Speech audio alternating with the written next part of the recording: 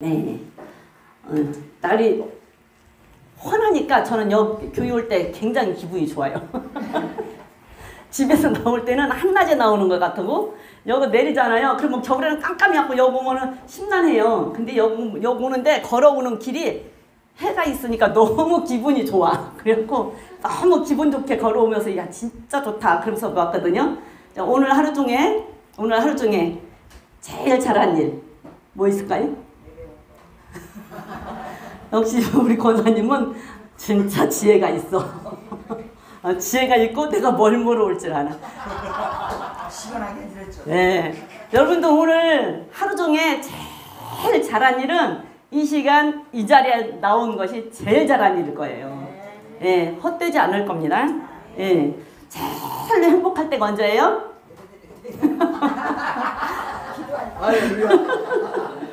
네, 제일 여러분들 행복할 때는 사랑하는 사람 만날 때가 제일 행복하잖아. 사랑하는 사람을 만날 때가 제일로 마음이 설레고 행복해요. 지금 사랑이 다 식어서 몰라요? 지금 사랑이 다 식어서 몰라오는데 그걸 생각하지 말고 그냥 생각해보면 사랑하는 사람 만날 때가 제일 행복하잖아요. 그죠? 사랑하는 사람 만날 때가 제일 행복하고 제일 설레요. 그죠? 근데 이 시간은 정말 행복하고 기쁜 시간. 왜? 사랑하는 이를 만날 수 있기 때문에 성도 간의 사랑, 그렇죠? 성도 간의 사랑, 아버지와의 사랑. 그래서 이 시간에 여러분들 이 자리에 온 것은 하나님을 위해서, 나를 위해서 정말 잘한 일이다. 왜? 내가 하나님을 사랑하고 하나님도 우리를 사랑하기 때문에 우리가 보고 싶어요. 그렇죠? 우리만 하나님 앞에 오는 게 아니고 하나님도 우리가 와서 얼굴을 보여주면 하나님도 기쁘단 말이에요. 이 시간 하나님도 기뻐. 그러면은 하나님도 기뻐하고 사랑하는 사람 하나님도 우리를 사랑하기 때문에 우리 얼굴 보는 걸 좋아하신단 말이에요. 그러니까 하나님도 우리를 사랑하고 우리도 하나님을 사랑하니까 이 시간이 가장 행복한 시간, 예, 가장 기쁜 시간, 가장 즐거운 시간으로 예배를 드려야 돼요. 그죠?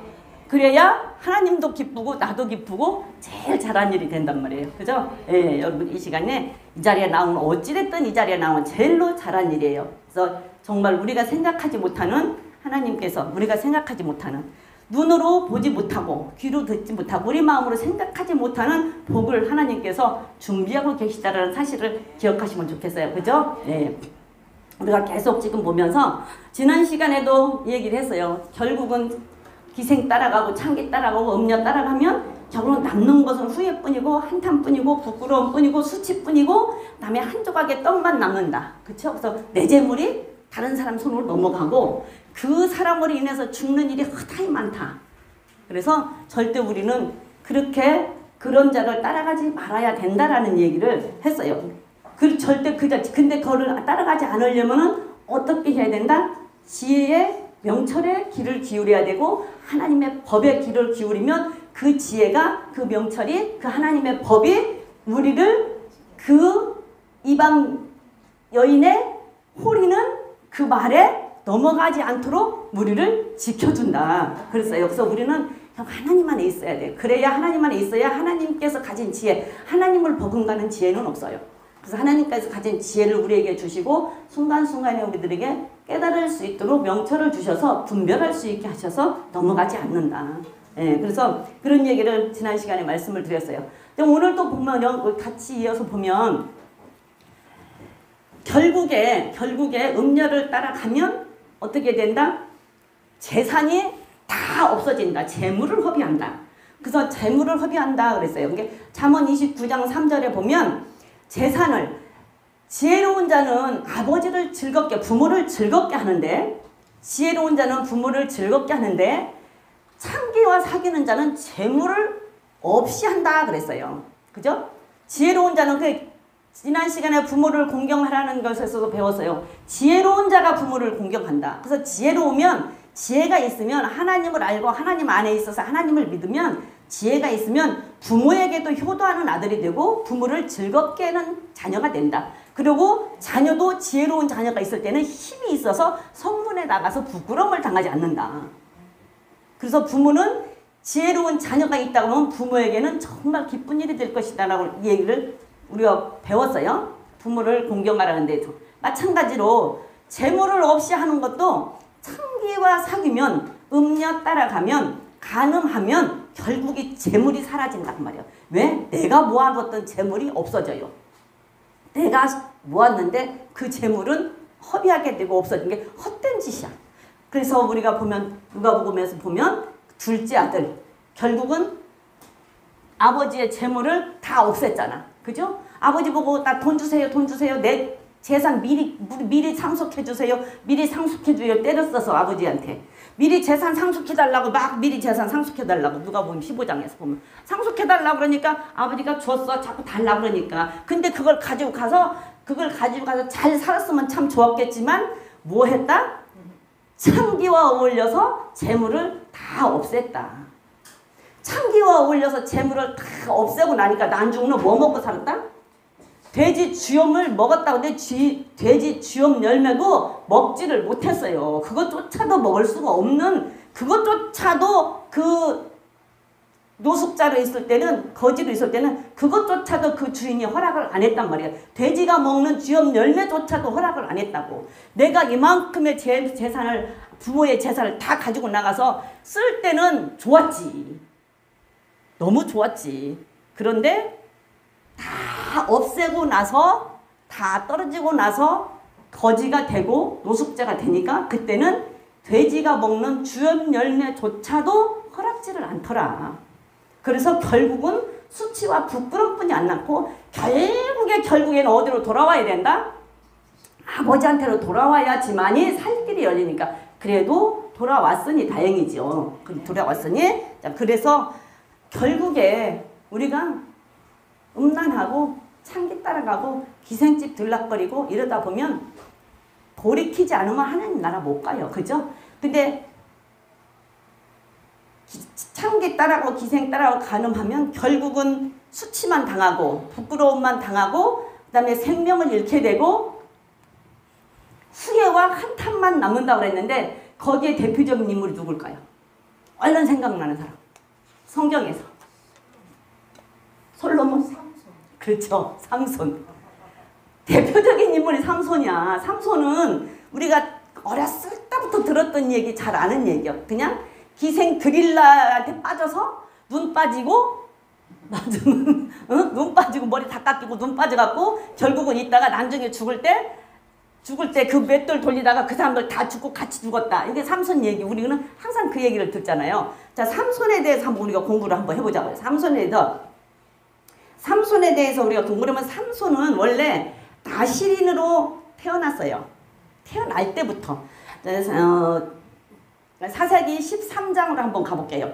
사사기 13장으로 가보면 원래가 태어날 때부터 하나님께서 나시린으로 지명을 해서 나시린으로 길러라 그래서 나시린으로 태어났어요.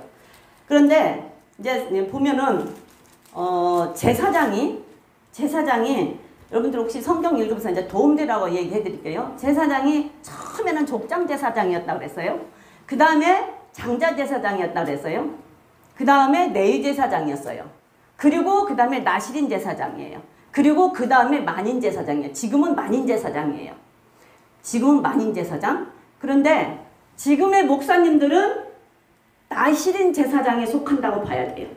지금의 목사님들은. 그래서 여러분들이 우리가 지금 만인 제사장에 속해 있잖아요. 그러면 만인 제사장이니까 모든 사람들이 다 제사장이다 해가지고 장로님들도 나도 기름 부은 제사장, 목사님도 기름 부은 제사장 이래가지고 교회가 크고 장로님들이 많으면 목사님을 능가하려고 그러고 목사님을 살지를 못하게 목사님이 장로님 때문에 목회를 못하는 일이 생겨.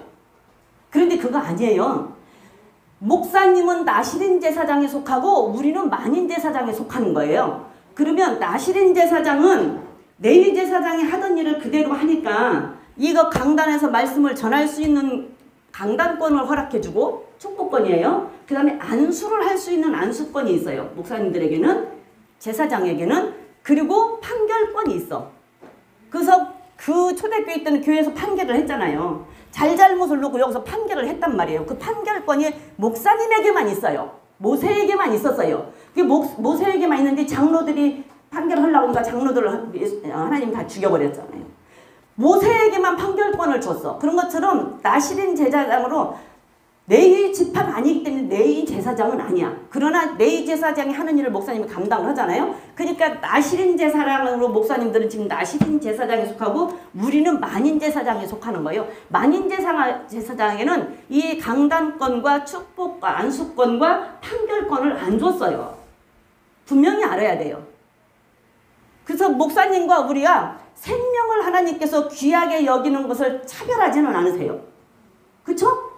목사님의 생명도 하나님은 귀하고 우리 성도들의 생명도 하나님은 귀해. 그렇죠? 하나 천국에 올 수 있는 백성들이라고 한다면 목사님의 생명도 천하보다 귀하고 우리 성도들의 생명도 천하보다 귀하단 말이에요. 그래서 생명은 귀하게 생각을 하시지만 그래서 차별은 안 하셔. 차별은 안 하시지만 구별은 하신다고. 그래서 나시린 제사장에 속하고 만인 제사장에 속하는 게 틀려.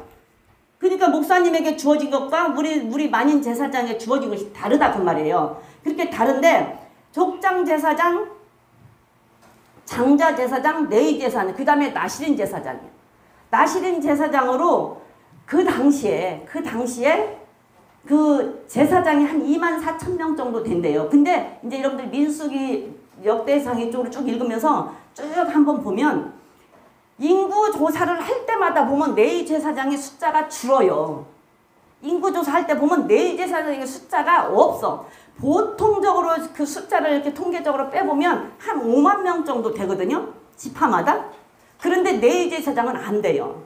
그러니까 보면 쭉 보면은 30세의 인구 조사를 30세부터 50세까지 성전에 나와서 일을 하게끔 30세의 일을 꾼을 뽑았다가 그 다음에 25세에 뽑았다가 그 다음에 20세에 뽑아요. 그리고 20세 이후로는 안 뽑아. 그 레위 제사장을 때문에 그래. 레위 제사장 때문에. 왜? 그 지파가 인구가 없으니까 그 지파를 그 레위 제사장을 뽑기 위해서 20세까지 20세 밑으로는 할 수가 없잖아.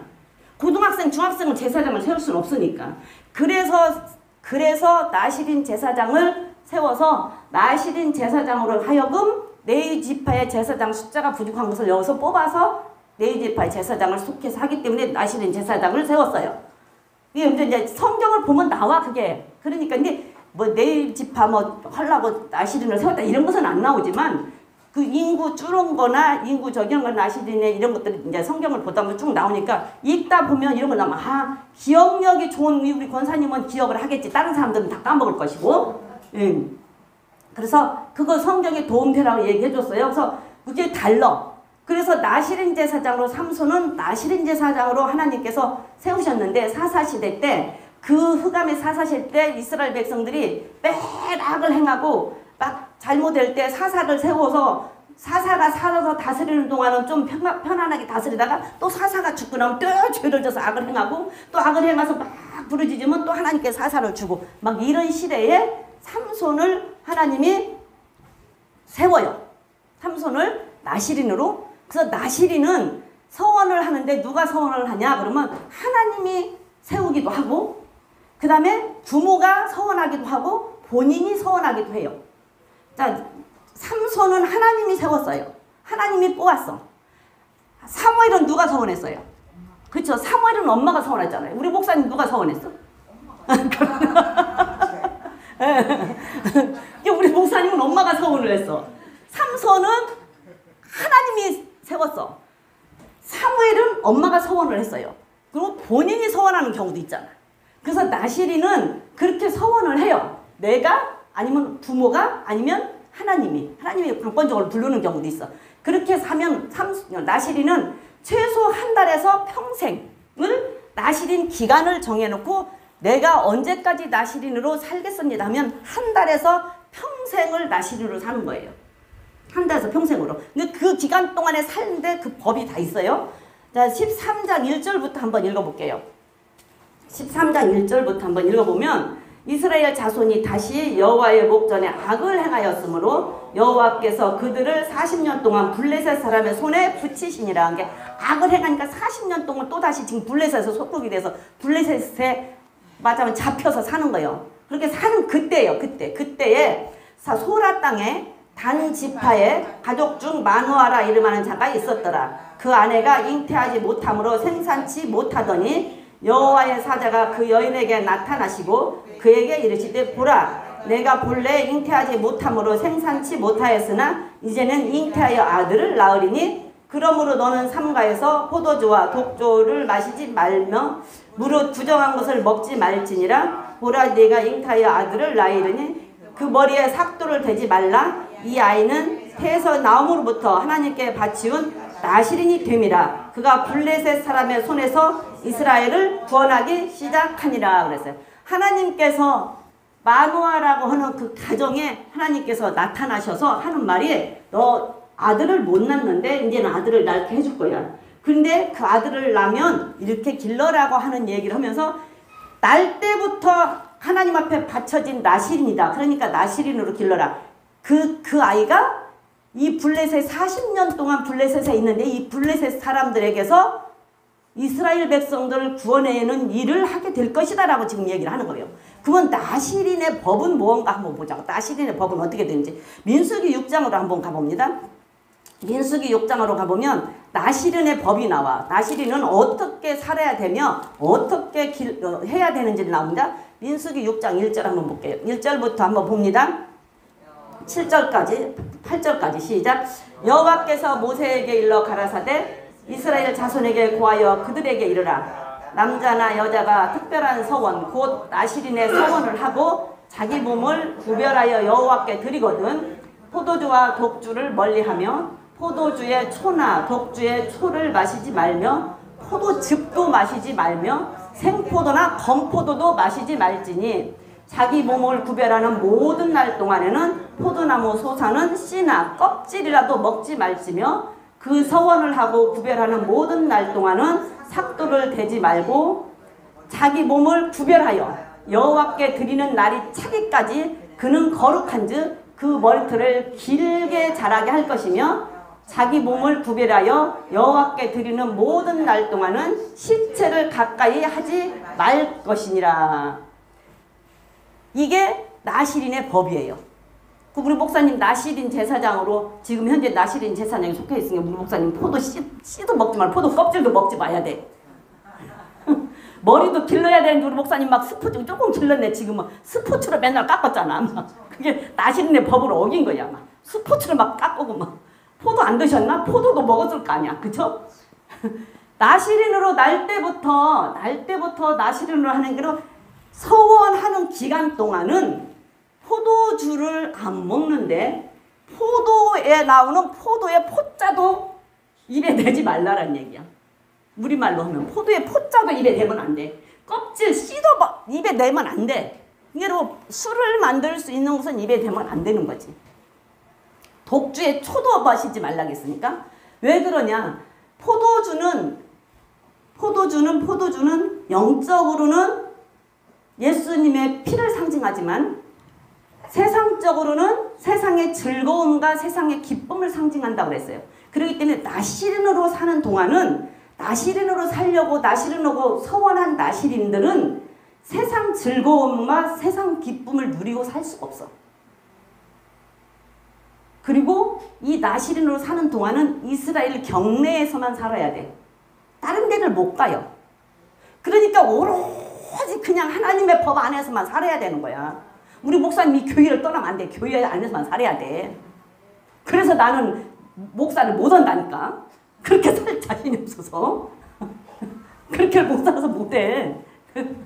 그런데 이렇게 포도주의 포자도 꺼내지 말고 씨도 마시지 말고 살아야하는 게 세상 즐거움을 끊으라는 얘기예요. 세상 즐거움. 그러면 나실인 제사장들만 세상 즐거움을 끊고 만인 제사장인 우리는 세상 즐거움 다 누려도 되나? 우리도 제사장이에요. 차별은 없지만 구별을 해서 목사님에게 준 것, 우리에게 준 것만 다를 뿐이지 우리도 제사장이라고. 그러면 내가 사는 날 동안 내가 하나님 앞에 예수 믿는다고 작정하고 살고 하나님 앞에 가는 날 동안은 세상 즐거움, 세상 기쁨을 다 누리고 살 수가 없어. 다 누리고 못 살아요. 목사님들이 어떻게 세상 즐거움, 세상 기쁨을 다 누리고 목회를 언제 하냐? 못해요. 진짜로 목회를 하는 분들은요. 세상 즐거움, 세상 그 내가 좋아하는 거 다 할 수가 없어요. 성도들이 10을 누린다고 하면 목사님들은 2, 3분이 못 누려. 못해요. 할 수가 없어. 정말 언제 성도들을 위해서 기도하고 언제 성도들을 신방하고 언제 말씀 연구하고 언제 하냐고. 다 세상 거 즐기고. 그래서 못해요. 세상 즐거움, 세상 기쁨 누리지 말고 그런 거 포기해라. 그런 거 포기해라. 그럴 자지 포기해라. 그리고 영적으로는 예수님의 피를 상징하는 거예요. 그 다음에 두 번째는 또 어떻게 살아야 되냐. 머리를 날 때부터 자르지 말라네. 그 머리를 날 때부터 안 자르면 감는 것도 조금 제대로 못 감을 거 아니에요. 불편할 거 아니에요. 여기까지 막 이렇게 길어서. 날 때부터 나시는 사람 얼마나 기를까. 땅을 막 질질 끌고 다니거든. 근데 머리 기른 사람 여러분들 보기 좋습니까? 남자들 머리 길고 수염 이렇게 하고 다니면 기분 좋아 보여요? 더럽고 추잡스러워 보이잖아. 그렇게 사람들한테 욕먹을 각오해라는 얘기야. 사람들한테 왕따 당할 각오해라. 세상에서 따돌림 당할 각오를 하고 살아야 되는 거야. 취해 보이잖아, 남자들은. 여자들은 또 이만큼 길러도, 근데 여자들도 너무 길으니까 좀 그렇기는 하지만, 그래도 여자들은 머리 기르면 이쁘잖아요. 근데 남자들이 머리 이렇게 기르고 다니면 나는 그거 참 싫더라. 나는 싫어. 내 취향이 아니야. 내 취향이. 근데, 그러니까 그 정도로 길고 그 정도로 하고 다닌다고 하는 얘기는 세상에서 손가락질 당하고 세상에서 따돌림 당할 각오해라는 얘기예요. 그러니까 하나님의 일을 하는 사람은 누구나가 하나님 일을 하는 사람은 세상에서 환대를 못 받잖아. 환대 받았어요? 이사야가 세상에서 환대를 받았어요? 에레미야가 세상에서 환대를 받았어요? 바울이 세상에서 환대를 받았어요? 환대를 못 받아. 그러니까 지금도 정말로 하나님의 말씀대로 가르치고 하나님의 말씀대로 살라고 하는 목회자는 환대를 못 받아요. 어느 시대고 그래요. 어느 시대고. 그러니까 나시린으로 살면서 머리에 삭도 대지 말라는 얘기는 세상에서 환영받을 생각하지 말라라는 얘기예요. 그리고 시체를 보지 말으라. 시체를 보지 말라. 시체는 누구 시체를 봐요? 볼 수 있는 시체가 누가 있어요? 보편적으로 쉽게 볼 수 있는 시체가 누구예요? 에? 쉽게 그냥 가장 먼저 볼 수 있는 시체가 부모님이잖아.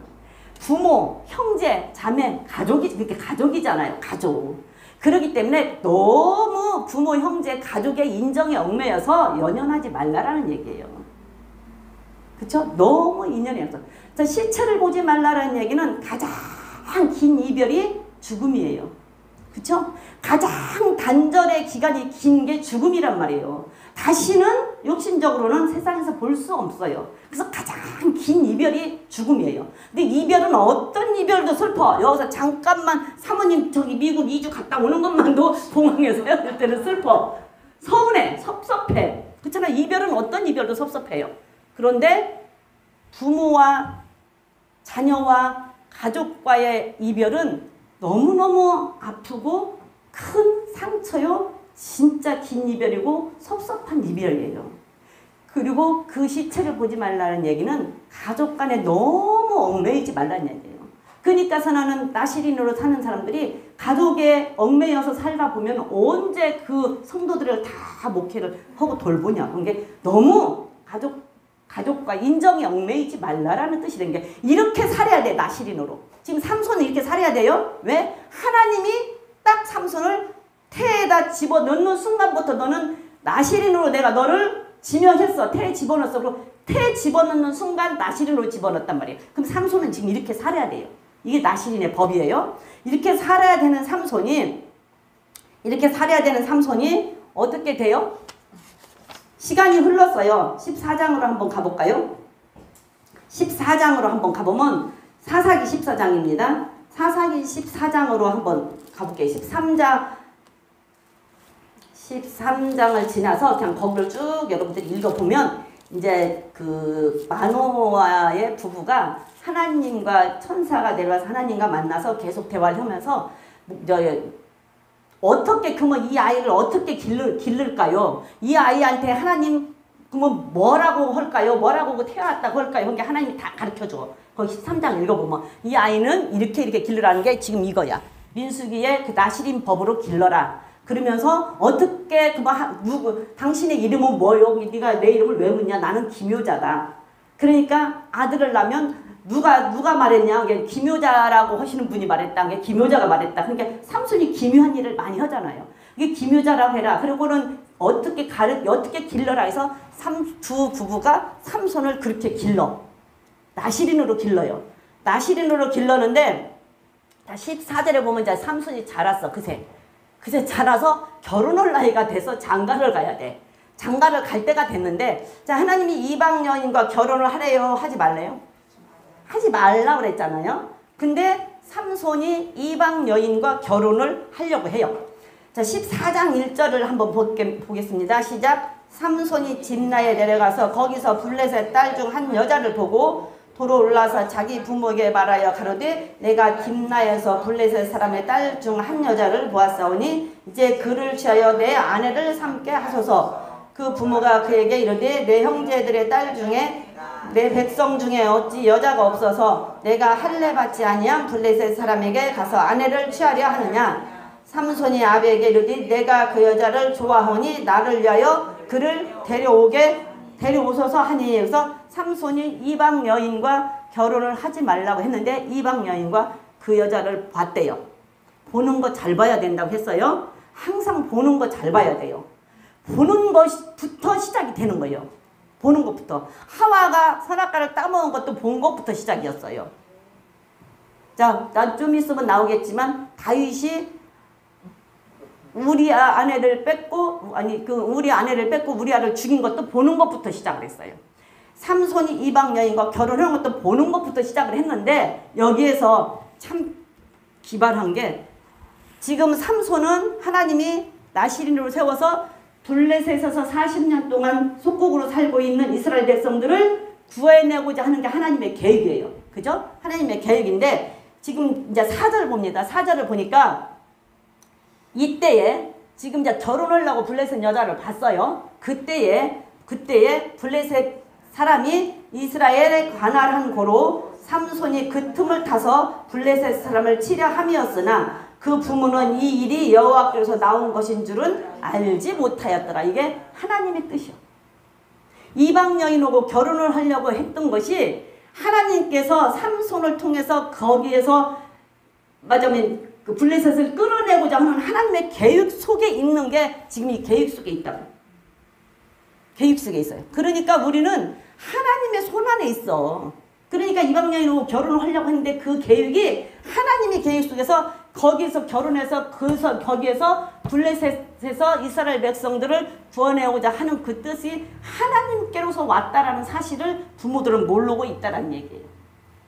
부모들은 모르고 있어요. 그래서 지금 이제 하나님께서 나왔다 그랬어요. 그냥 5절 봅니다. 시작. 삼손이 그 부모와 함께 딥나에 내려가서 딥나의 포도원에 이른즉 어린 사자가 그를 맞아 소리를 지르는지라. 삼손이 여호와의 신에게 크게 감동되어 손에 아무것도 없어도 그 사자를 염소 새끼를 찢음같이 찢었으나 그는 그 행한 일을 부모에게 고하지 아니하였고.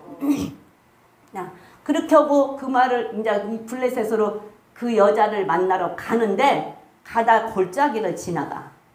골짜기를. 옛날 우리나라도 시골에서 서울로 올라오면 막 산길을 왔잖아요. 나 이거 본 게 이거 맨날 목사님 뭐 영화 하나 만들었으면 좋겠다 했더니 드라마 하나 만들어도 좋을 것 같아.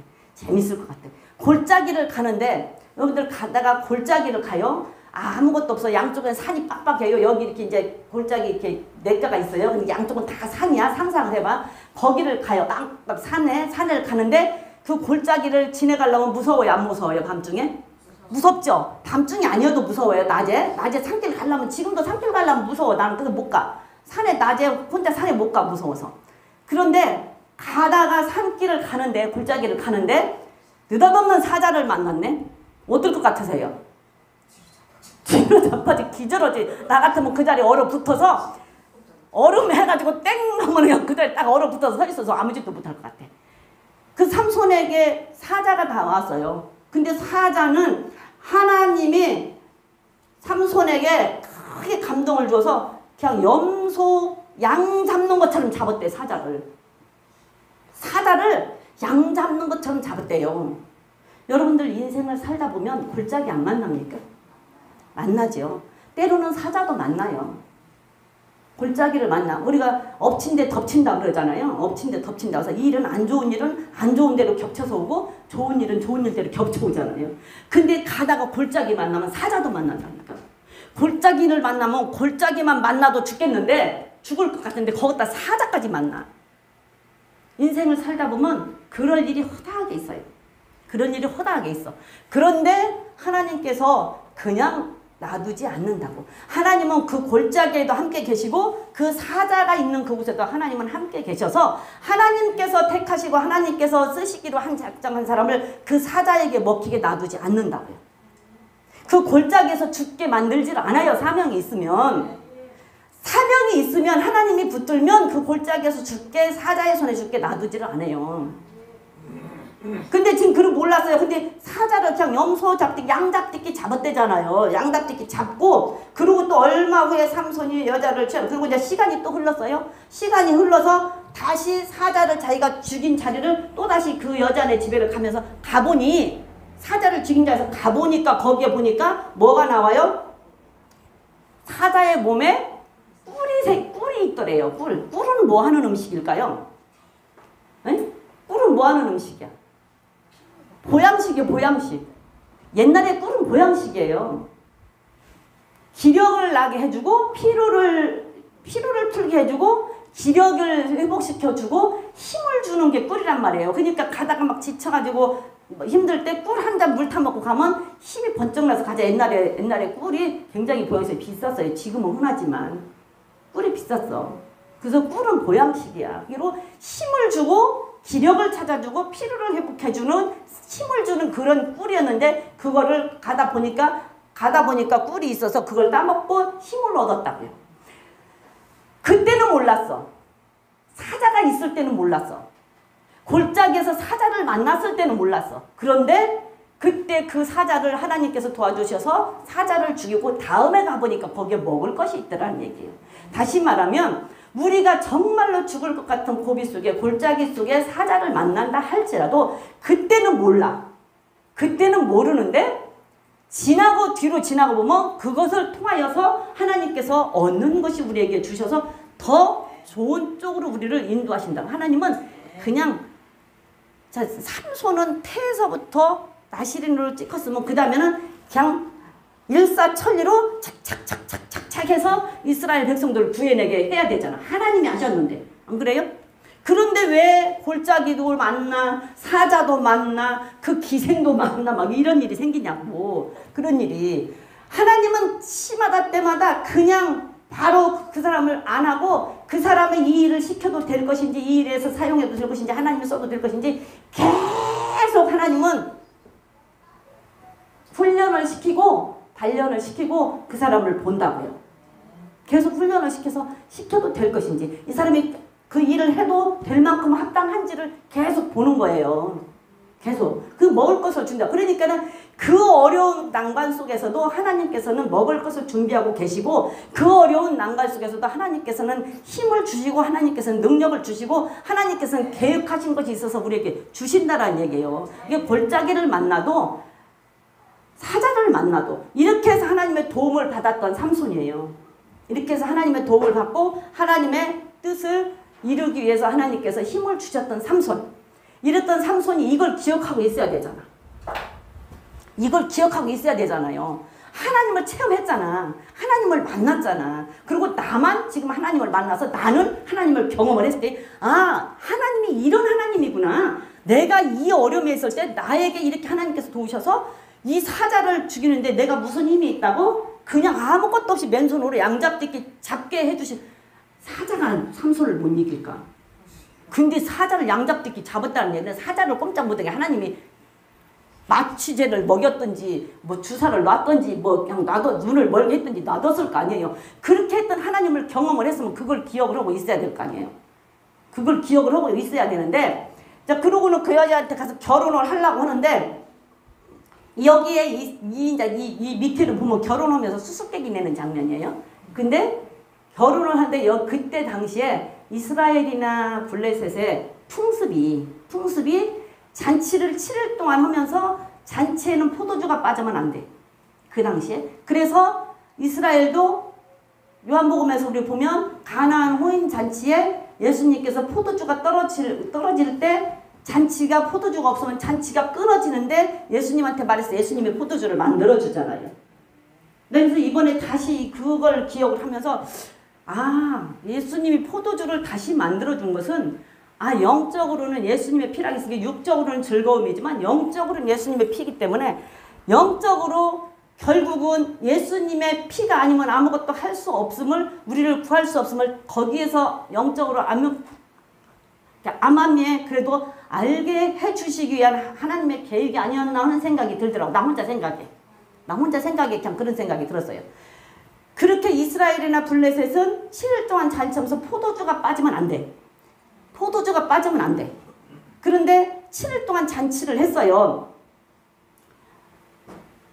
10절에 보니까 삼손의 아비가 여자에게로 내려가매 삼손이 거기서 잔치를 배설하였으니 소녀는 이렇게 행하는 풍습이 있음이더라. 그래서 이게 블레셋에 이런 풍습이 일주일 동안 하는데 포도주가 빠지면 안 돼. 그 다음에 또 그 친구들, 결혼할 사람의 친구들을 30명을 모아서 수수께끼를 낸대. 수수께끼를 내서 그 친구들이 못 맞추면 신랑이 그 친구들의 옷을 한 번씩 다 해줘야 돼요. 지금 여기에 나오는 거예요.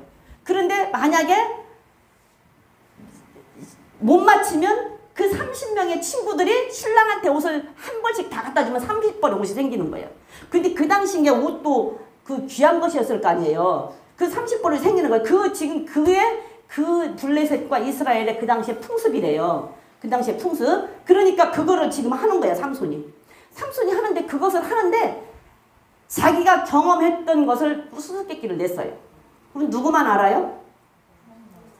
그치. 부모에게도 말을 안 했어. 그게 삼손만 알아. 그러니까 하나님을 경험한 걸 알고 있으면 그게 하나님께서 블레셋에서 이스라엘 백성들을 구해내기 위한 목적으로 그렇게 자기에게 준 것이면 그거를 끝까지 숨겨야 되는데 이게 끝자리에서 보니까 15절에 보니까 제7일에 이르러 그들이 삼손의 아내에게 이르되 너는 내 남편을 꾀어 수수께끼를 우리에게 알리게 하라. 그렇지 아니하면 너와 내 아비의 집을 불사르리라. 너희가 우리의 소유를 취하고자 하여 우리를 청하였느냐? 그렇지 아니하냐? 이러면서 이제 이 친구들이 누구도 몰랐는데 이걸 어떻게 맞추겠어요. 사자를 그냥 죽여가지고 사자한테서 꿀나와서 먹은 걸 누가 알아. 근데 이걸 못 맞추잖아. 그게 냈어. 3일 동안 해야 되는데 못 맞춰 3일 만에. 근데 이 친구들이 못 맞추니까 이제 그 여자한테 협박을 한 거지. 너 그거 신랑한테 말해서 그거 수수께끼 답 정답 찾아대. 안 찾아내면 내가 너네 집 다 불살라 버릴 거야. 협박을 한 거야. 그러면은 삼손은 그 협박을 안 해도 하나님께서 하시면은 거기 안 넘어가면 뭔가 하나님이 또 계획을 하시겠죠.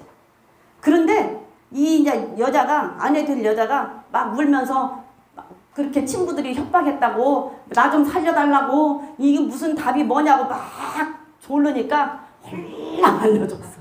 남자들은요 여자들한테 못 당해.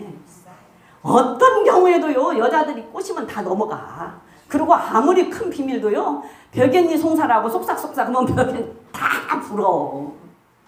삼손은 지금 하나님한테 직접 받았는데도 그것도 갖다가 다 불었어. 그것도 갖다가 다 불었어요. 그러니까 지금 삼손이 보세요.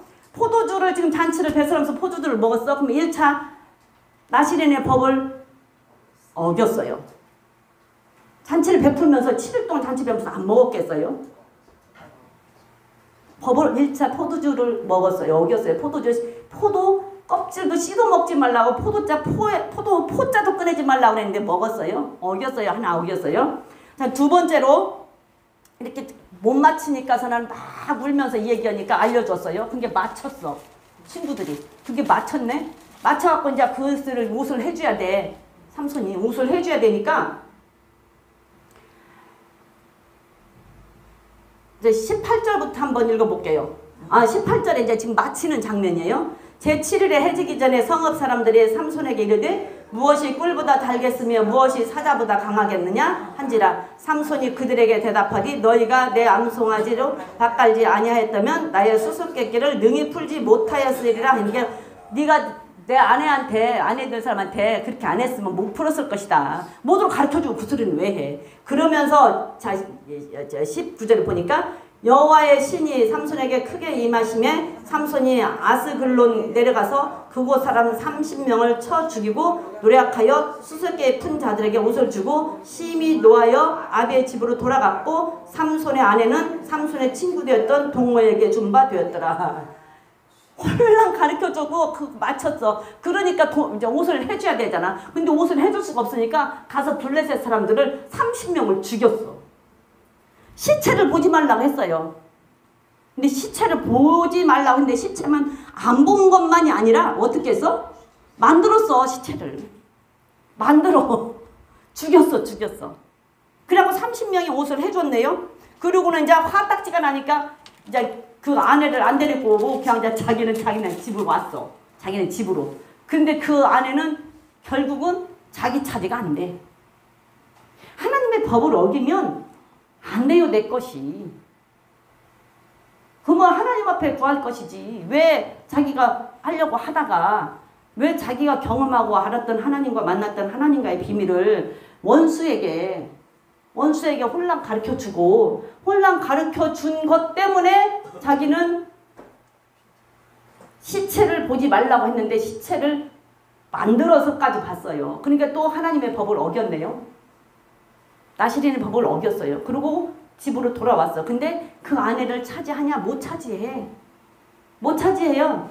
그리고 15절은 그거예요. 못 차지하는 거. 결국은 아내를 차지하지를 못해요. 그리고 나서 16절로 가요. 아니 16장으로.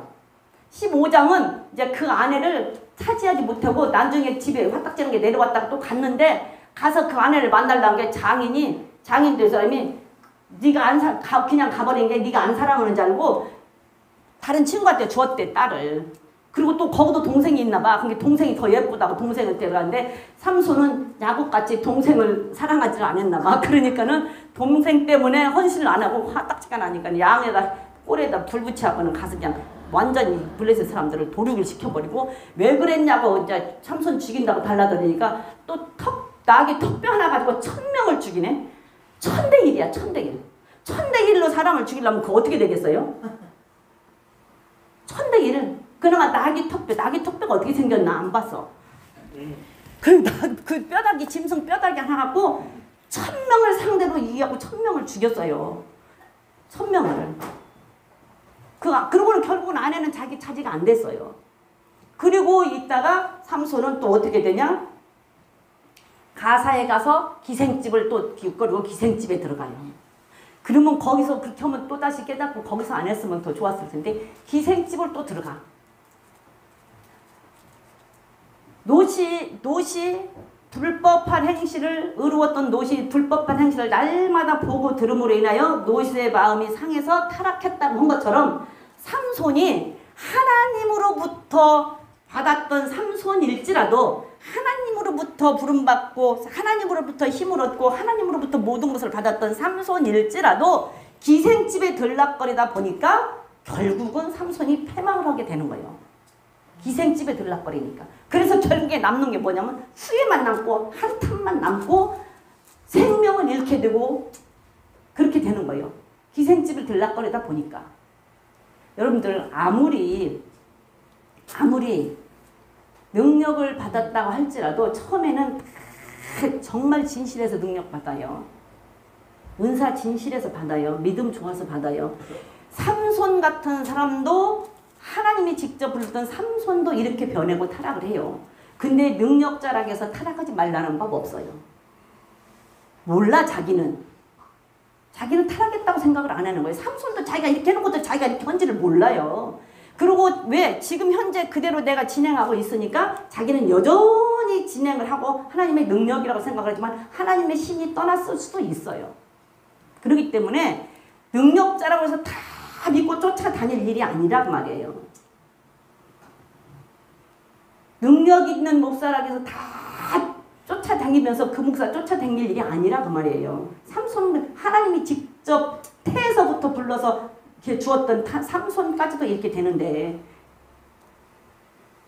그렇게 타락하지 않기가 참 어렵다는 얘기예요.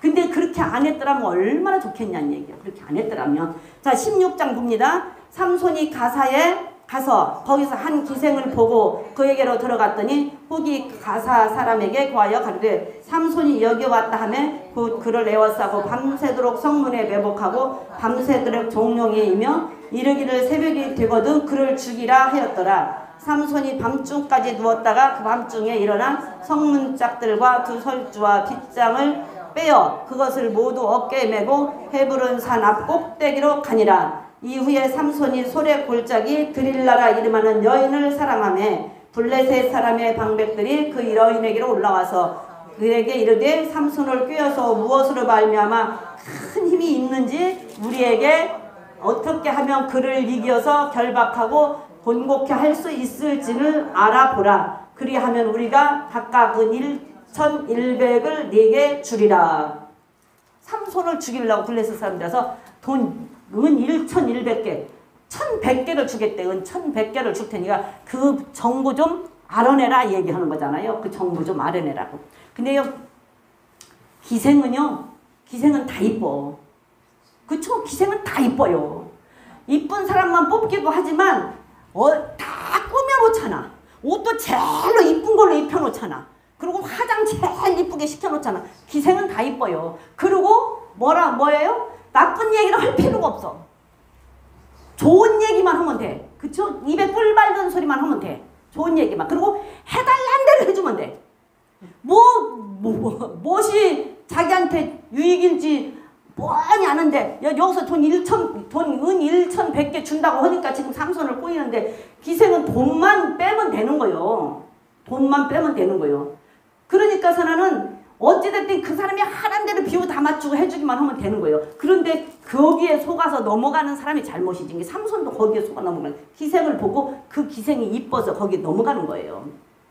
그러니까 블레셋 사람들 와서 은 1,100개 줄 테니까서는 그 정보 좀 꼬여내라. 그러니까 은 1,100개면 돈이 얼마나 될까? 얼만큼 나는 그건 모르겠고 하여튼 많은 양이겠죠? 그러니까서 나는 그걸 꼬여내려고 게 삼손 보고 어떻게 이 얘기를 하니까 삼손이 하잖아. 처음에는 10줄로, 그 다음에는 3줄로, 그 다음에는 머리에다가 날씨를 짜서 머리를 짜라는 얘기는 머리 이렇게 따라는 얘기인가 봐. 애들 머리 따줄게 그 날씨라고 머리하고 섞어서 머리 따라는 얘기인가 봐. 그렇게 하면 한다라고 이 얘기를 하잖아요. 그러면 처음에 한 번 했어. 그러면 테스트 하려고 했다고 쳐. 그러면 했는데 보니까 일렀네? 그래갖고 쟤네들이 나를 죽이려고 하네. 그러면 그 다음에 기생을 귀싸대기를 후려치고 나와야 될 거 아니오. 그쵸? 귀싸대기를 후려치고 나와야지. 근데 못 나와. 못 나와요. 거기 한 번 빠지면 못 나와. 기생한테 빠지면 못 나와요. 언제까지? 돈 다 뺏길 때까지. 눈 빠질 때까지. 돈 다 뺏기고 눈 빠질 때까지 못 나온다니까? 돈 다 뺏기고 눈 빠지면 그때 나올 수 있어. 못 나와. 못 나와요. 그러니까 그냥 나와야 되는데 못 나와. 그 다음에 또 어떻게 하면 되냐. 그대로 3줄로 하라고 하니까 3줄로 또 묶었네? 2번째 묶었네? 근데 그것도 또 왔어. 그래도 못 나와. 아, 참 희한해. 그러니까 한 번 사람이 미혹이 되면요. 거기서 나올 수가 없어요. 한 번 사람 미혹되면 못 나와. 그러니까 이단에 빠지는 것도 그래서 빠지는 거예요. 미혹이 되면 나올 수가 없어. 아니 우리가 볼 땐 나와야 맞잖아. 그럼 2번 그랬네? 그럼 나와야지. 근데 못 나와. 그 3세판이요. 이번에는 믿어보자. 2번은 장난이라고 치고 이번에는 한번 믿어보자. 그러니까 그러면 날씨를 갖고 날씨라고 머리하고 따라. 그러니까 날씨라고 머리하고 땄어. 근데 여전히 또 왔네? 그러면 3세판이잖아. 그러면은 그만해야지. 3세판이면 그만해야죠. 그런데 그래도 못 나와요. 그래도 못 나오고 참 신기한 게 18절부터 보면은 드릴라가 삼손에게 이르되 당신이 이때까지 나를 희롱하여 내게 거짓말을 하였도다. 내가 무엇으로 하면 당신을 결박할 수 있을는지 내게 말하라. 삼손이 그에게 이르되 그대가 만일 나의 머리털 7가닥 이 손에 여기는 그거 섞어 짜라는 얘기다. 섞어 짜라는 얘기. 섞어 짜는 것은 하나님 싫어요. 안 좋아. 그 다음에 15절에 드릴라가 삼손에게 이르되 마음이 내게 있지 아니하면서 당신이 어찌 나를 사랑한다 하느뇨. 기생을 사랑해서 뭐 할 건데. 아니 사랑할 사람이 없어요. 기생을 사랑해. 기생을 사랑해서 뭘 그래요. 당신이 나를 사랑할 수 없는 당신이 큰 힘이 어디서 나오는지 좀 알려달라는 게 16절에 날마다 그 말로 그를 재촉하여 졸음에 삼손의 마음이 번뇌하여 죽을 지경이래. 나 죽을 지경이겠지. 하나님의 법을 따르자니 여자가 울고 여자의 법을 따르자니 하나님의 법을 어겨야 되고 얼마나 힘들겠어요. 그 여자 때문에 하나님도 버린다니까. 여자 때문에 하나님도 버려요. 그래갖고 결국은 어떻게 돼? 머리털 미르면 된다라고 가르쳐줬네. 그러니까 그 이튿날 와서 그 사람들이 왔어요. 와서 머리털 밀었어. 그러고 나니까 19절에 보니까 19절 그렇게 하고는 알려주고는 드릴라 무릎을 비고 삼손이 자요. 죽을지 모르고 지금 몇 분 뒤에 일어날 일을 몰라. 몇 분 뒤에 일어날 일을 모르고 자 우리가 하나님을 믿는다고 하면서요 1시간 뒤에 1년 후에 일어날 일을 몰라요. 하나님을 믿는다고 하면서 우리가 1시간 뒤에 1년 후에 몇 년 후에 이틀 3일 후에 일어날 일을 모른다고. 지금 그 몇 분 후에 뭔 일이 일어나? 내 모든 것을 다 뺏기는 일이 일어난다. 몇 분 뒤에 내가 정말로 이 세상을 떠나는 일이 일어날 수도 있다며. 근데 그걸 모른다고. 그러고서는 드릴라가 삼손으로 자기 무릎을 베고 자게 하고 사람을 불러 그 머리털 7가닥을 밀고 괴롭게 하여 본즉 힘이 없어졌더라. 드릴라가 가로되 삼손이여 블레셋 사람이 당신에게 미쳤느니라 하니 삼손이 잠을 깨며 이르기를 내가 전과 같이 나가서 몸을 떨치리라 하여도 여호와께서 이미 떠나신 줄을 깨닫지 못하더라. 하나님이 떠난다니까. 하나님이 떠나요. 법을 어겼잖아. 자, 포도주 먹었어요? 법 어겼어요. 하나. 시체 보지 말라고는 법 어겼어요? 나시린의 법 어겼어요. 지금 여기서 머리털 밀지 말라는데 머리털을 밀어버렸어요. 밀렸어요. 나시린의 법을 완전하게 어겨버렸어. 나시린의 법을.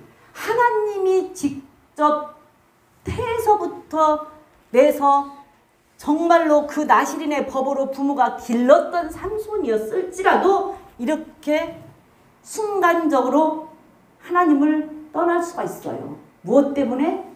여자 때문에. 기생 때문에. 간음을 절제하지 못하면, 음행을 절제하지 못하면 죽는다라는 게 여기서 나오는 거예요. 삼손은 음행을 절제하지 못해서 망해. 다윗도 음행을 절제하지 못해서 간음하고 살인을 해요. 하와는 먹는 것 절제하지 못해서 선악과 따먹고 온 인류를 죽음으로 몰아요. 아가는 욕심을 절제하지 못해서 이스라엘 백성들이 전쟁에서 패하게 하는 불상사를 일으켜요. 절제하지 못해서. 그렇죠? 노아는 술을 절제하지 못해서 어떻게 돼?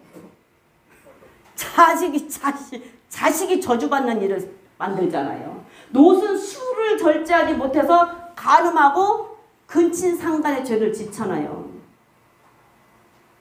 이렇게 무서운 거예요. 여러분들 술은 사단이가 바쁠 때 대신 보내는 게 술이래요. 에? 나 어저께 알았어. 어저께 어떤 드라마 보다가. 어저께 어떤 텔레비를 틀었는데 그전 내가 보던 게 나와. 근데 그게 이제 중간에 다 끝날 때가 됐는데 마지막 끝나면서 그 의사가 하는 말이야. 마지막 끝나면서 의사가 하는 말이 맞으면 그 음주 치료하는 의사가 하는 말이 드라마에서. 그래서 내가 얼른 적어놨어. 잊어버릴까봐. 야 이거 명언이다. 명언이다. 술은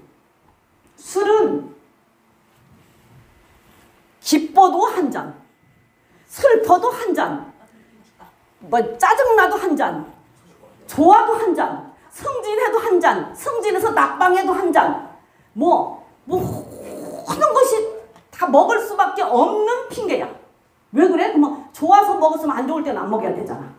안 좋아서 먹었으면 좋을 때는 안 먹어야 되잖아. 승진할 때 먹었으면 낙방했으면 안 먹어야 되잖아. 근데 승진해도 한 잔, 낙방해도 한 잔, 합격해도 한 잔, 떨어져도 한 잔, 좋아도 한 잔, 싫어도 한 잔, 기뻐도 한 잔, 슬퍼도 한 잔, 어떻게든 수밖에 없게 만들어놨어, 술을. 그래서 술은 사단이가 바쁠 때 대신 보내는 게 술이래.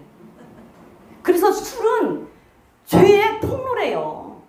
죄를 짓는 지름길이래. 그러니까 술 때문에 지금 노도 노아도 술 때문에 다 그런 잘못을 저지르게 되잖아요. 술하고 여자. 술하고 여자. 보통 일이 아니죠?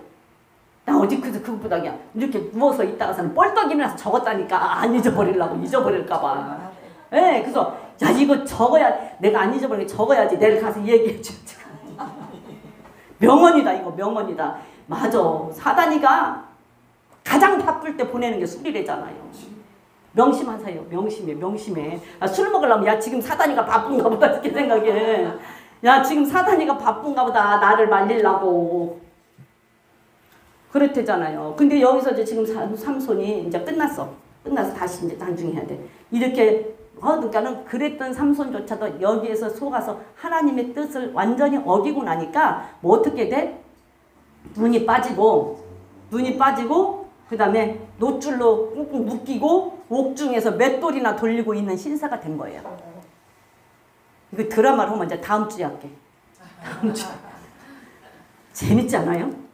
드라마 너무 재밌어. 어떤 드라마보다 재밌어요. 그냥 연상을 해봐봐. 지금 제일로 유명한 저 배우들이 나와서 하는 걸로 한번 연상을 해봐봐. 얼마나 재밌는지. 진짜 재미로만 할 것이 아니라 우리가 진짜 깨달아야 돼요. 하나님의 법을 어기면 얻을 것을 못 얻어. 각시도 못 얻었어요. 눈 빠졌어요. 묶였어요. 그리고 종살이 하는 이스라엘 백성들을 구해내야 되는데 종살이로 자기가 맷돌을 돌리고 있어. 하나님이 그 힘을 주셨는데, 다시 말하면 우리도 마찬가지예요. 우리가 하나님 앞에 예수를 믿고 하나님을 믿고 하나님의 백성으로 천국을 갈 수 있게끔 하나님께서 주셨는데, 하나님께서 우리에게 정말 믿음을 주셨고 하나님께서 우리를 사랑해 주셨는데, 우리가 수시로 순간순간 하나님은 우리를 계속 연단해서 우리의 작동을 하는 거예요. 우리의 작동을 시켜서 우리를 단련하고 보는 거예요. 근데 거기에서 우리가 그걸 실수하고 떠치고 하나님의 법을 떠나서 하나님을 떠나면 우리가 이신세가 된다. 이게 삼손의 얘기가 아니라고. 그렇죠? 삼손의 얘기가 아니에요. 내 얘기야. 내 얘기. 자, 31분에 목사님 나오기 전에 우리 기도합시다. 기도하고 다음 주에 할게요. 예, 우리 기도하십시다. 우리 역시 그냥 그저 환자들을 위해서 기도하시고 여러분들 믿음을 위해서 하나님의 말씀에 믿어지는 믿음을 달라고 기도하시고 정말로 하나님의 백성으로 합당한 자가 되게 해달라고 기도합시다. 나라를 위해서도 기도하시고 주여 삼창합니다.